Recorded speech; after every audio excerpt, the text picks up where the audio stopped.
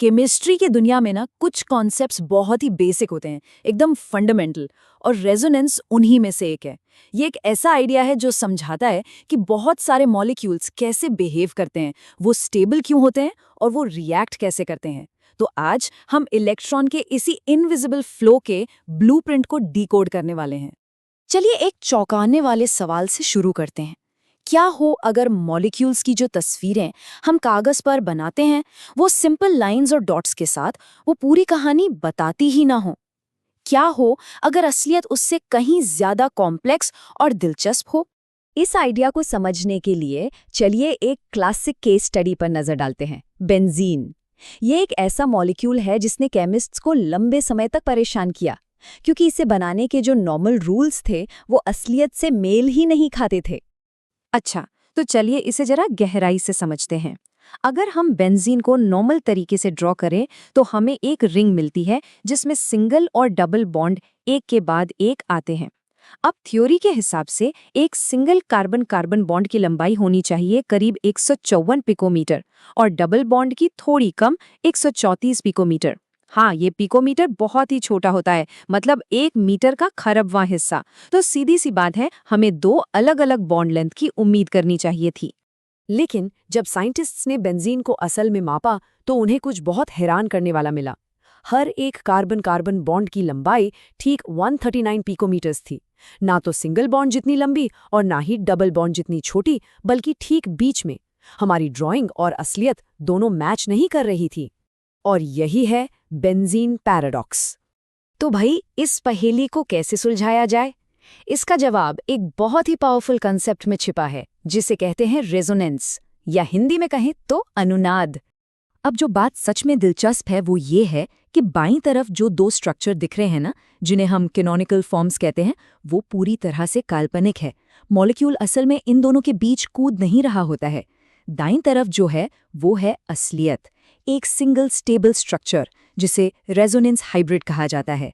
ये उन सभी मुमकिन स्ट्रक्चर्स का एक एवरेज है, एक मिक्सचर।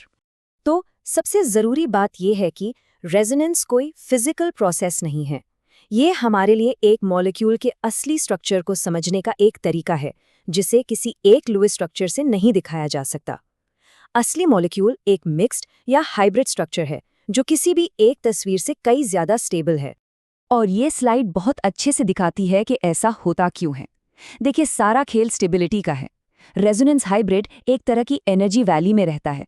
उसकी एनर्जी अपने किसी भी काल्पनिक कैनोनिकल स्ट्रक्चर से कम होती है और इसीलिए वो ज़्यादा स्टेबल होता है। एनर्जी में इसी गिरावट को कहते हैं रेजोनेंट स्टेबलाइजेशन एनर्जी। और कम एनर्जी का मतलब है कम रिएक्टिविटी। मतलब जिस मॉलिक्यूल के पास कम एनर्जी होती है वो एक शांत इंसान की तरह होता है, वो दूसरों से जल्दी रिएक्ट नहीं करता। अब रेजोनेंस स्ट्रक्चर्स बनाने के कुछ गोल्डन रूल्स हैं। पहला, एटम्स की जगह कभी नहीं बदलती, सिर्फ इलेक्ट्रॉन्स ही घूम सकते हैं। मॉलिक्यूल का ढांचा फिक्स रहता है। दूसरा, टोटल इलेक्ट्रॉन्स की संख्या हमेशा सेम रहनी चाहिए। आप न तो इलेक्ट्रॉन बना सकते हैं और न ही खत्म कर सकते हैं। तो अगर एक मॉलिक्यूल के कई रेजोनेंस स्ट्रक्चर्स हो सकते हैं, तो हम ये कैसे तय करें कि कौन सा स्ट्रक्चर हाइब्रिड में सबसे ज्यादा कंट्रीब्यूट करता है? इसके लिए एक हायरार्की है, एक तरह की चेकलिस्ट। चलिए आगे बढ़ते हैं और देखते हैं कि ये काम कैसे करती है। इसे एक चेकलिस्ट की तरह समझिए। सबसे स्टेबल स्ट्रक्चर वो होगा जिसमें सबसे ज्यादा कोवेलेंट बॉन्ड्स हों। इसके बाद ये देखिए कि क्या सभी एटम्स का ऑक्टेट पूरा है। फिर ऐसे स्ट्रक्चर्स चुनिए जिनमें पॉजिटिव और नेगेटिव चार्ज के बीच कम से कम दूरी हो या कोई चार्ज हो ही ना। और आखिर में, अगर चार्ज हैं तो नेगेटिव चार्ज सबसे ज्यादा इलेक्ट्रोनेगेटिव एटम पर ही होना चाहिए। आइए इन नियमों को एक उदाहरण पर लागू करते हैं। स्ट्रक्चर आई को देखिए। इसमें सबसे ज्यादा बॉन्ड्स हैं, सभी के ऑक्टेट पूरे हैं और कोई चार्ज सेपरेशन नहीं है। ये सबसे स्टेबल है। अब स्ट्रक्चर आई में चार्ज सेपरेशन तो है, लेकिन नेगेटिव चार्ज ऑक्सीजन पर है, जो कि अच्छा है। और स्ट्रक्चर 3 सबसे कम स्टेबल है। इसमें सबसे बड़ी गड़बड़ ये है कि पॉजिटिव चार्ज ज्यादा इलेक्ट्रोनेगेटिव ऑक्सीजन पर है। तो असली मॉलिक्यूल ज्यादातर स्ट्रक्चर आई जैसा, थोड़ा बहुत आई जैसा और लगभग ना के बराबर 3 जैसा दिखेगा। ठीक है, अब जब हम स्टेबिलिटी को समझ गए हैं तो चलिए इस आइडिया को और आगे बढ़ाते हैं। रेजोनेंस सिर्फ स्टेबिलिटी के बारे में नहीं है, ये मॉलिक्यूल्स के अंदर इलेक्ट्रॉन्स के ट्रैवल करने के लिए रास्ते भी बनाता है। इन रास्तों को कॉन्जुगेटेड सिस्टम कहा जाता है। इन्हें मॉलिक्यूलर हाईवे की तरह समझिए। इनकी पहचान क्या है? इनमें सिंगल और डबल बॉन्ड एक के बाद एक आते हैं। ये अरेंजमेंट पाई इलेक्ट्रॉन्स को डीलोकलाइज्ड होने का मौका देता है, मतलब वो सिर्फ दो एटम्स के बीच फंसे नहीं रहते, बल्कि पूरे सिस्टम में फैल जाते हैं। अब खेल तब दिलचस्प हो जाता है जब कोई ग्रुप, जिसे सब्स्टिट्यूएंट कहते हैं, इस हाईवे से जुड़ जाता है। ये ग्रुप या तो इलेक्ट्रॉन्स को सिस्टम में धकेल सकता है या उन्हें बाहर खींच सकता है।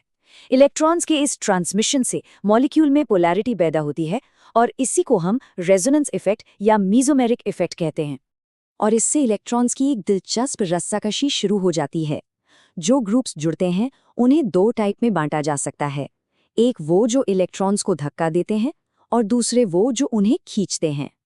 एक तरफ है प्लस आर इफेक्ट, ये है धक्का देने वाले या पुशर्स। -NH2 या -OH जैसे ग्रुप्स के पास लोन पेयर ऑफ इलेक्ट्रॉन्स होते हैं जिन्हें वो कॉन्जुगेटेड सिस्टम में डोनेट करते हैं। दूसरी तरफ है -R इफेक्ट, ये है खींचने वाले या पुलर्स। -NO2 या -COOH जैसे ग्रुप्स इलेक्ट्रॉन अट्रैक्टिंग होते हैं, वो सिस्टम से इलेक्ट्रॉन डेंसिटी को अपनी ओर खींचते हैं। चलिए एक पुशर को काम करते हुए देखते हैं। अमीनो ग्रुप NH2 अपने लोन पेयर का इस्तेमाल करके इलेक्ट्रॉन्स को बेंजीन रिंग में धकेलता है। इससे रिंग में इलेक्ट्रॉन डेंसिटी बढ़ जाती है, जिससे ऑर्थो और पैरा पोजीशंस पर नेगेटिव चार्ज के पॉकेट्स बन जाते हैं।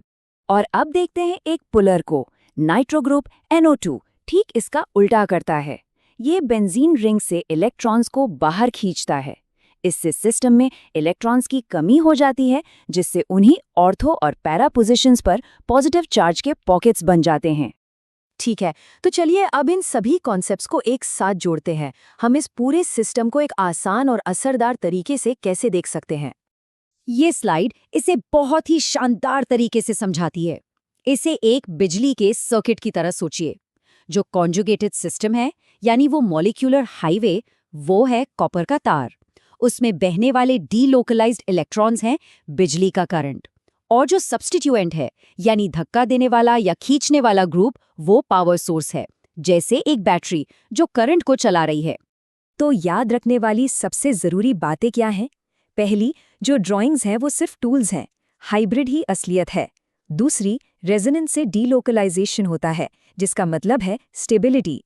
तीसरी, कॉन्जुगेटेड सिस्टम इलेक्ट्रॉन्स के लिए हाईवे का काम करते हैं। चौथी, जुड़े हुए ग्रुप्स पुशर +R या पुलर -R हो सकते हैं। और सबसे ज़रूरी, इस फ्लो को समझना ये अंदाज़ा लगाने में मदद करता है कि कोई मॉलिक्यूल केमिकल रिएक्शन में कैसे बिहेव करेगा। इसे पूरी तरह से कहने के लिए अनुनाद सिर्फ ड्रॉ करने का एक तरीका नहीं है। ये वो फिजिकल मैकेनिज्म है जिससे मॉलिक्यूल्स एनर्जी को डिस्ट्रीब्यूट करते हैं। ये एक फंडामेंटल प्रिंसिपल है कि नेचर मॉलिक्यूलर लेवल पर स्टेबिलिटी कैसे हासिल करती है। और ये हमें एक आखिरी सवाल पर छोड़ जाता है। इलेक्ट्रॉन्स का ये इनविजिबल साइलेंट फ्लो जो रेजोनेंस के नियमों से चलता है, आखिर कैसे हमारे आसपास और हमारे अंदर होने वाले हर एक केमिकल रिएक्शन के नतीजे को तय कर सकता है।